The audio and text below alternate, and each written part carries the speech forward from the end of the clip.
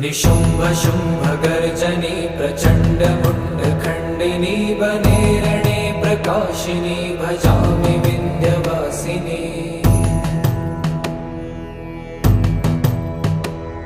त्रिशूलमुण्डधारिणी धराविघातहारिणी गृहे गृहे निवासिनी भजामि विन्ध्यवासिनी।